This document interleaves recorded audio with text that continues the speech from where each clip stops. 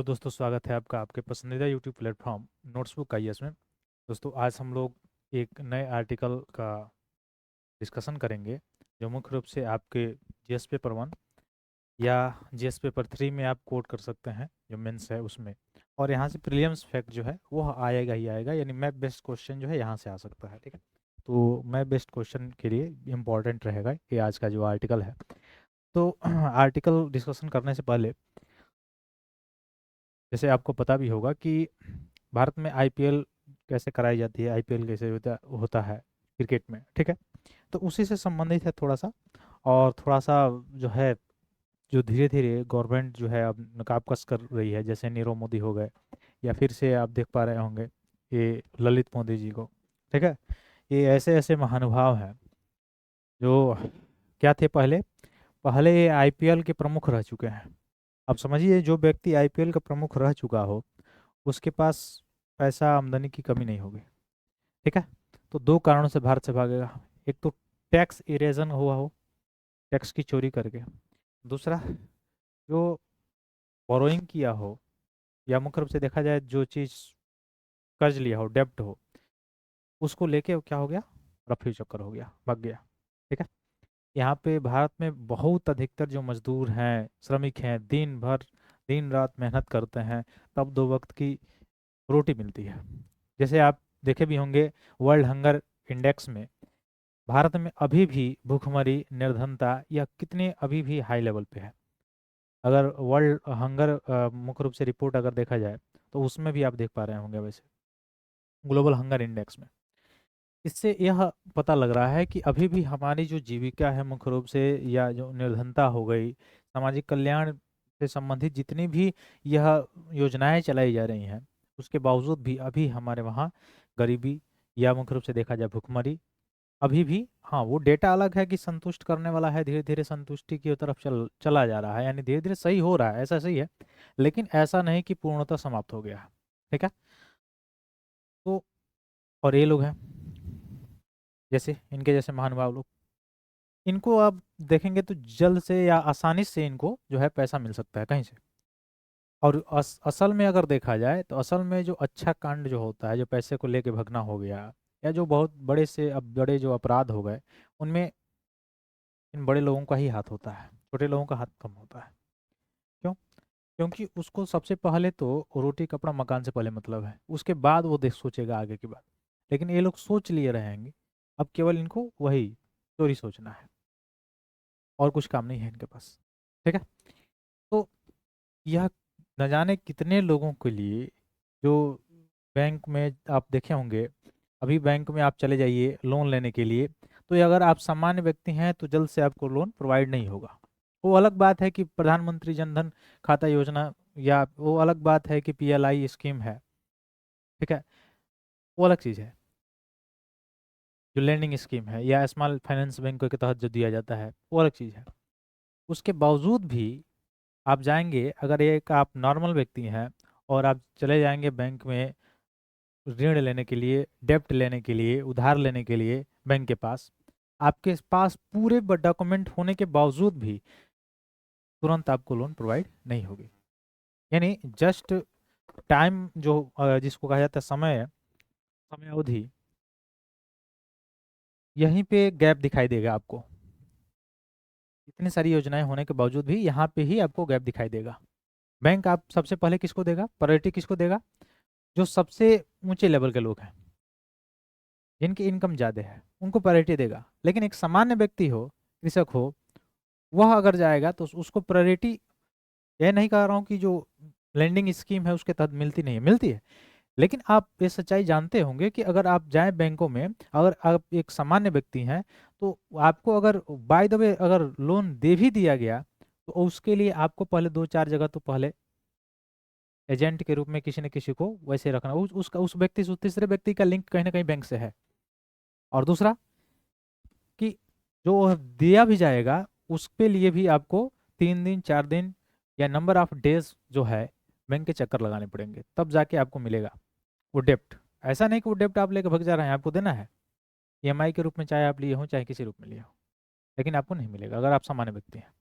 और वही इनके जैसे बड़े बड़े लोग हैं, चाहे वो नीरव मोदी हो गए, चाहे वो ललित मोदी हो गए, ये लोग क्या करेंगे, आसानी से जाएंगे और तुरंत नंबर ऑफ जो आवर्स होता है, नंबर ऑफ जो टाइम्स होता है, माइनर नंबर ऑफ टाइम्स में इनको लोन प्रोवाइड करा दिया जाता है। ठीक है। और यही महान लोग क्या करते हैं, जो बैंक की बोरोइंग होती है उसी को लेके क्या होते हैं, रफू चक्कर हो जाता है। ठीक है। यानी एनपीए करने में योगदान जो है अगर देखा जाए, जैसे अभी हालिया रिपोर्ट आप लोग पढ़े होंगे कि भारत में एनपीए जो है पब्लिक सेक्टर जो बैंक्स हैं उनमें ज़्यादा है। उसके कई कारण बताए जाते हैं कि उसमें पीएलआई योजना ज़्यादा गवर्नमेंट उसके तहत, जैसे कृषक वर्ग के लोगों के लिए या मध्यम वर्ग के लोगों के लिए, एमएसएमई के लिए या छोटे वर्ग के लोगों के लिए वहाँ पे प्रावधान की है, प्रायोरिटी दी है।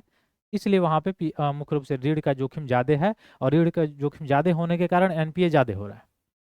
कहना आसान है, लेकिन यहाँ पे अगर आप देखेंगे तो ये भी तो लेके एनपीए एनपीए में अगर देखेंगे तो सबसे बड़ी जिम्मेदारी देखेंगे तो इन लोगों की है। एक छोटा सा व्यक्ति होगा, उसको अधिकतम कितना लोन दिया जा सकता है, कितना लोन मिला होगा उसको, करोड़ों तो नहीं मिला होगा। करोड़ों लोन तो उसको कोई कोई बैंक प्रोवाइड नहीं करने वाला है। लेकिन ये लोग, चाहे वो ललित मोदी हो गए, चाहे वो नीरव मोदी हो गए, आसानी से इनको कम समय में ज्यादा करोड़ों, कई करोड़ों लोन मिल जाएगा। तो अगर यह इनके जैसे अगर एक व्यक्ति इतना 2 करोड़, 5 करोड़, 10 करोड़, ऐसे नंबर ऑफ करोड़ में अगर पैसा एनपीए अगर इनका घोषित होता है, लेके भग जाते हैं, और इनके जैसे 5 लोग 6 लोग जो हैं अगर ऐसे लेके चले जाएं, तो उतने में तो कितना पूरा भारत की जितनी जनसंख्या है, जितना मध्यम वर्ग, जितना निम्न वर्ग के लोग हैं, उनके पूरा मिला दिया जाए तो लोन नहीं होगा। ये कहने के लिए डाटा में भले कहा जाता है कि निम्न वर्ग के लोगों के लिए लोन देना जोखिम है, सही है बात है, लेकिन वास्तव में देखा जा रहा है, अगर सच्चाई इस नज़र से देखें आप तो यह सच्चाई नहीं दिखाई देगी। ऐसा इसलिए क्योंकि उसमें से नंबर ऑफ जो पीपल्स हैं, नंबर्स ऑफ जो पॉपुलेशंस है, जो निम्न वर्ग की, जो मिडिल क्लास की, कितना उनको लोन मिल जाता है, कितना लोन मिलता है उनको। लेकिन ये तुरंत जाएंगे, लोन मिलेगा। और ये नहीं कि 1,000, क्या ये 1,000 5,000 के लिए लोन के लिए जा रहे होंगे, या 50,000 1 लाख के लिए नहीं, कई करोड़ों लोन इनको प्रोवाइड कराई जा रही होगी। तो सबसे बड़ी समस्या जो यहाँ पे है एनपीए घोषित होने में, वो अलग बात है कि बात की जाती है कि किसानों को देने से एनपीए घोषित हो जाता है, एनपीए हो जाता है ज़्यादा, क्योंकि किसान जो है या दुर्बल वर्ग के जो लोग हैं वो पैसे जो है नहीं लौटाते हैं। ठीक है, उसमें है, उसमें भी सच्चाई है कुछ हद तक, लेकिन उस मैं फिर कह रहा हूँ कि उसमें अगर ज्यादा संख्या मिला दिया जाए फिर भी उतना नहीं होगा जितना अकेले ये लोग लेके चले गए हैं। इसका मतलब क्या हुआ कि सबसे बड़ा प्रॉब्लम जो है वो यहाँ पे है। ठीक है, एनपीए घोषित में। अब यहाँ आर्टिकल क्यों बना हुआ है, इसलिए बना हुआ है कि ये महाराज जो है एक जगह की नागरिकता ये ले लिए हैं। अब देखे कि इनको कहीं और जगह नागरिकता मिलेगी नहीं, तो सीधे चले गए उन देशों में जहाँ पे टैक्स इरोजन होता है।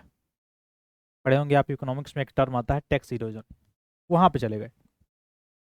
अब ये जो द्वीप है, यह जो देश है एक द्वीपीय देश है, द्वीपीय जो है देश है, और है कि यहाँ इसका लोकेशन ऑस्ट्रेलिया के पास है।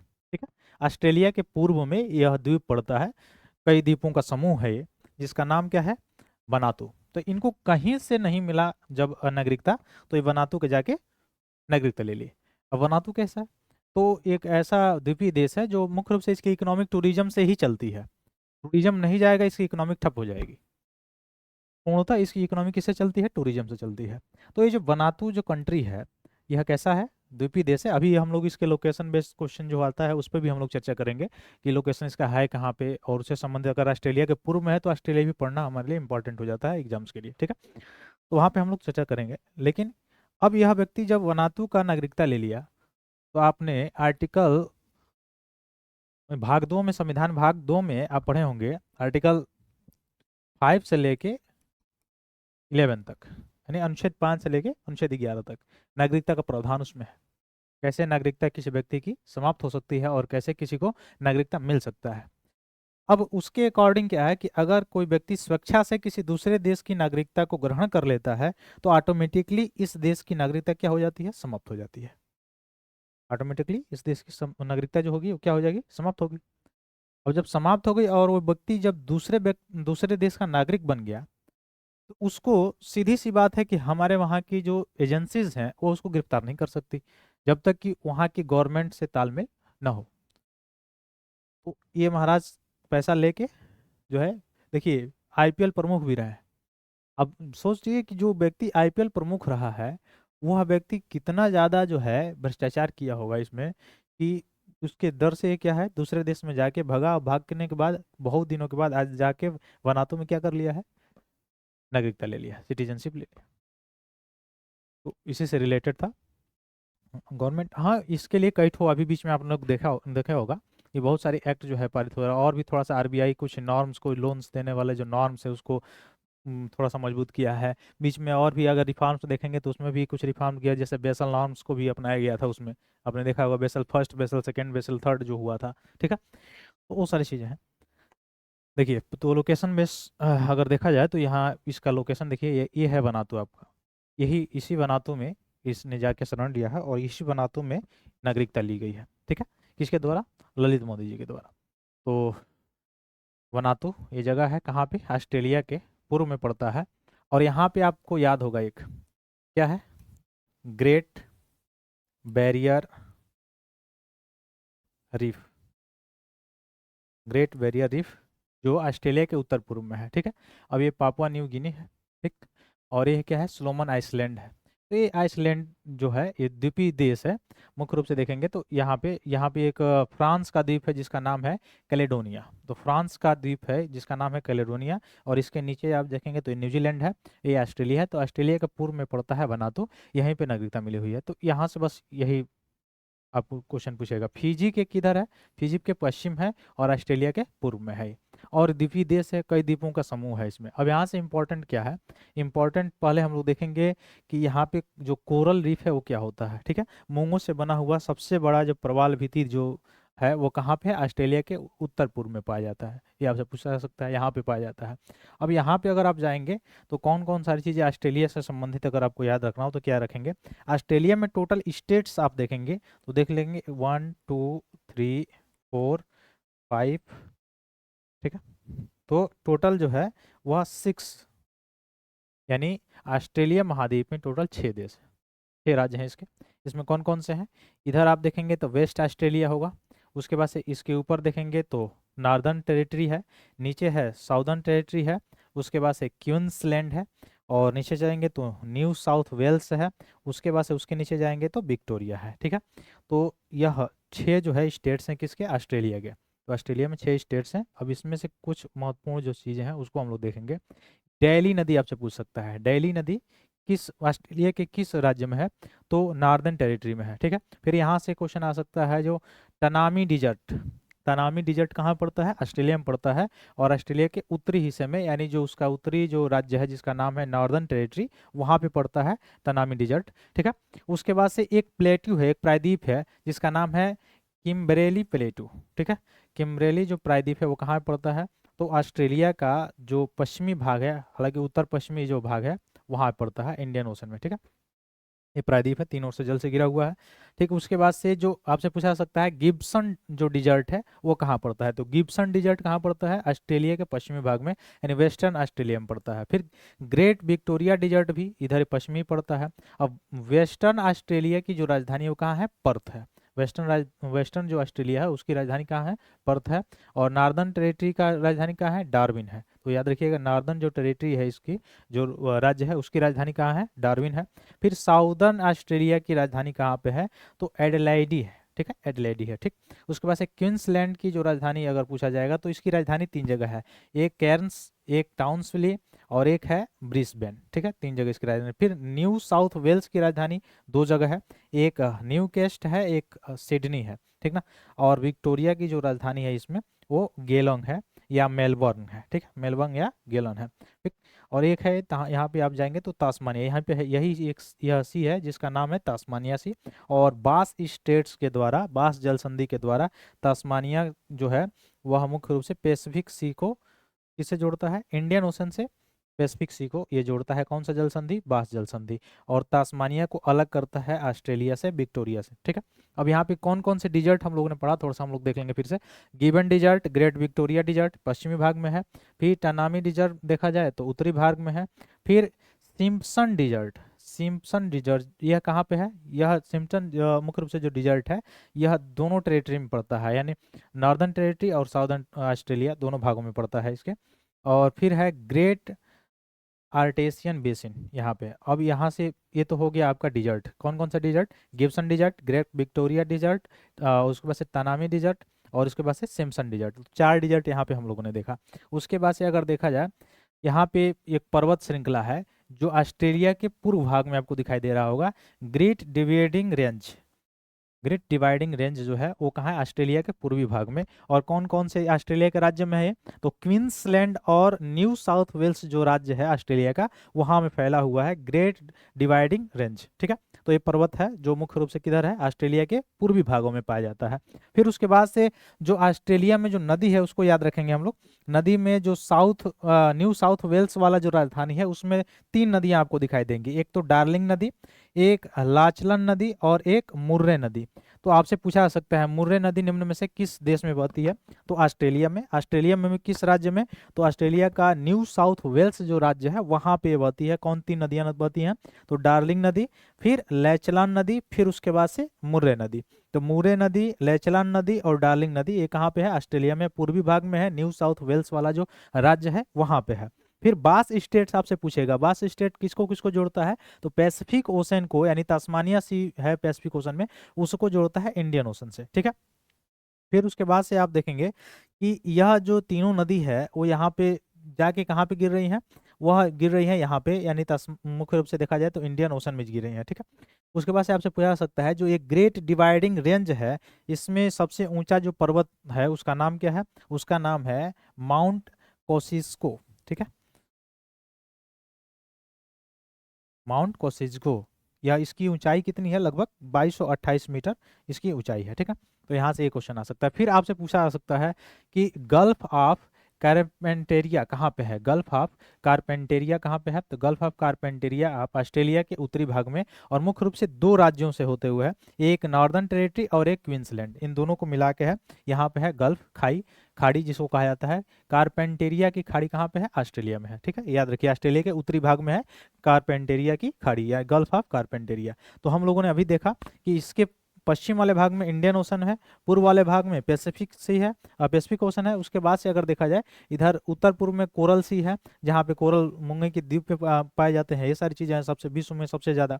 उसके बाद से हमने देखा कि इसमें डिजर्ट कौन कौन से हैं, तो Gibson Desert, Great Victoria Desert, Tanami Desert, उसके बाद से डिजर्ट में सिम्पसन डिजर्ट हम लोगों ने देखा, यानी 4 डिजर्ट देखे हम लोग। उसके बाद से इसमें जो पहाड़ी देखा गया था वह था ग्रेट डिवाइडिंग रेंज। नदियां जो थी वह डार्लिंग थी, लाचलन और मुर्रे नदी, और एक जल संधि था जिसका नाम था बास स्टेट, ठीक है। तो ये चीज याद रखिएगा, कोरल सी इसके उत्तर पूर्व में है, ये भी याद रखेंगे, ठीक। फिर आपसे पूछ सकता है स्पेंसर गल्फ या गल्फ ऑफ साउंट वेनिंट। तो स्पेंसर जो गल्फ है वो यानी खाड़ी है, स्पेंसर की जो खाड़ी है वह किस राज्य में है, तो वो साउदर्न ऑस्ट्रेलिया वाले जो राज्य है उसके दक्षिण में है, ठीक। इसको भी याद रखेंगे। फिर आपसे पूछा जा सकता है सार्क बे, ये जो सार्क की खाड़ी है, सार्क की खाड़ी है वो कहाँ पे है, वह मुख्य रूप से ऑस्ट्रेलिया के पश्चिम भाग में है, ठीक है। तो ये सारी चीज हम लोग देखें। फिर लेक के बारे में अगर प्रश्न पूछे तो लेक कौन कौन सा है, यानी झील जो है वह यहाँ पे एक लेक है डिसअपॉइंटमेंट, लेक डिसअपॉइंटमेंट है। फिर एक लेक है बैरी लेक, बार्ली लेक, ठीक है, बार्ली लेक है इसमें, ठीक। तो इस लेक को भी याद रखेंगे आप लोग।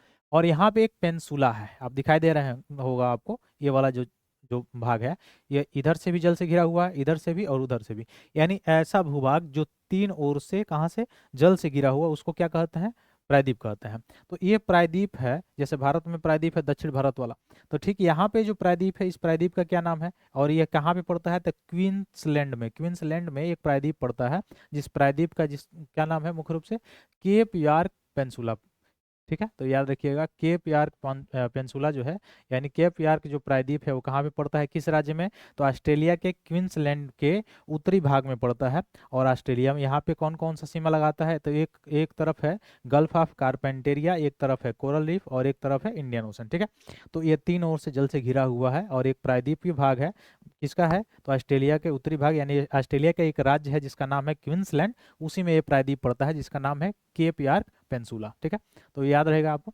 और ग्रेट बैरियर रीफ ठीक इसी से लगता हुआ जाता है, क्वींसलैंड से ही लगता हुआ जाता है, इसके उत्तर पूर्व में पड़ता है ग्रेट बैरियर रीफ। ठीक है, कोरल मूंगों से बना हुआ है। ठीक है, आराफूरा सी, आराफूरा जो सी है तो इसके ऑस्ट्रेलिया के उत्तर में आप देखेंगे। फिर तिमोर सी अगर आपको पूछे तो भी ऑस्ट्रेलिया के ऊपर में। ठीक है, और अगर पूछे जोसेफ बोनापार्ट, अगर गल्फ आपसे पूछे तो भी ऑस्ट्रेलिया के उत्तर में आप लोग टिक करेंगे। इतना काफ़ी है जो मैप बेस्ड क्वेश्चन अगर यहाँ से बन सकते हैं तो। ठीक है, और भी थोड़ा सा अगर रेंज हम लोग देखने की कोशिश करें तो ये मैंने बताया ही आपको कि यहाँ पे जो है सार्क बे है, फिर ये इंडियन ओशन का भाग है जो मुख्य रूप से आप देख पा रहे हैं, फिर ये तिमोर सी है, अराफुरा सी है, यहाँ केप यार्क पेंसुला, ये भी इसकी बात हम कर रहे थे, क्वींसलैंड में जो पड़ा है, जो पड़ता है। ठीक है, और यहाँ भी है पापुआ न्यू गिनी। ठीक है, ये तो ऊपर वाला भाग है।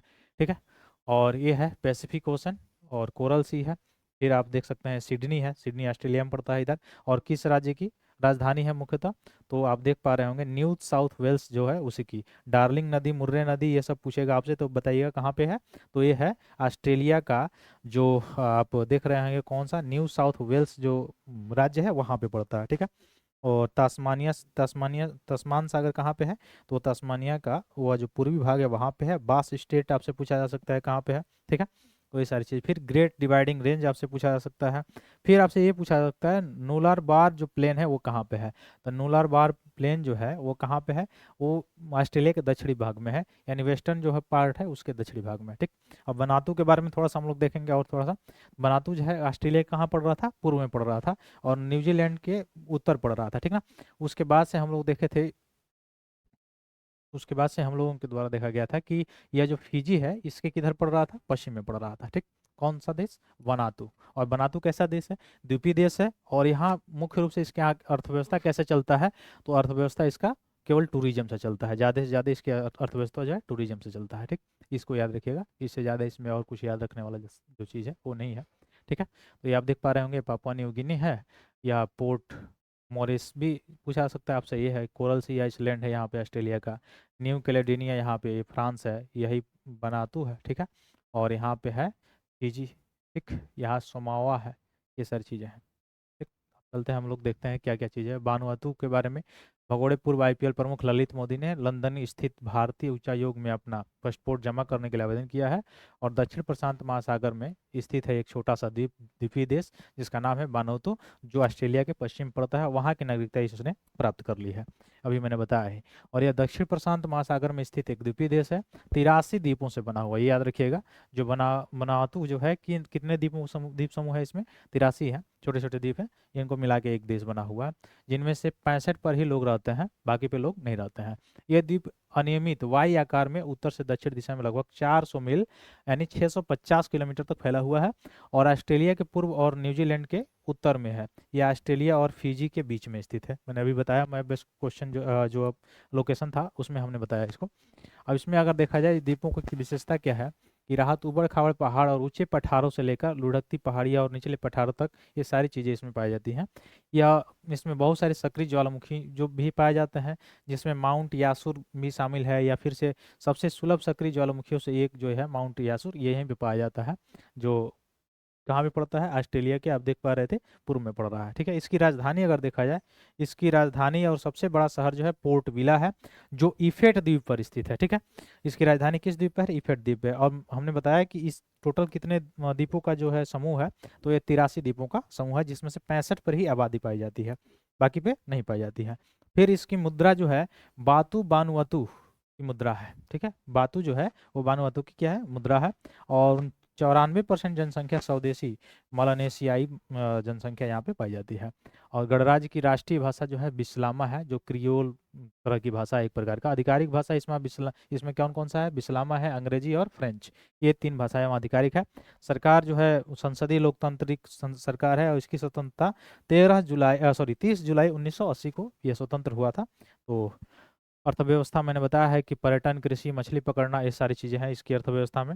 और वैट, पर्यटन और कृषि निर्यात राष्ट्रीय आय में योगदान सबसे ज़्यादा इसमें करते हैं। और निवेश द्वारा नागरिक कार्यक्रम प्रदान करते हैं, तो इसमें पैसा लगभग लगाया है 1,50,000 अमेरिकी डॉलर का।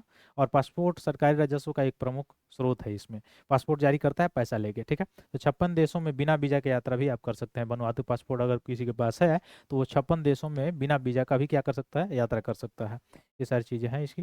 तो आशा करते हैं ये सारी चीज़ें आपको अच्छे से समझ में आई होगी। और यहाँ से मैप बेस्ड क्वेश्चन जितना मैंने बताया, वहाँ से जरूर एक नए क्वेश्चन किसी भी एग्जाम में बन सकता है आपके प्रीलिम्स में, ठीक है। फिर मिलते हैं अपने अगले क्लास में, तब तक के लिए बहुत बहुत धन्यवाद दोस्तों। जय हिंद।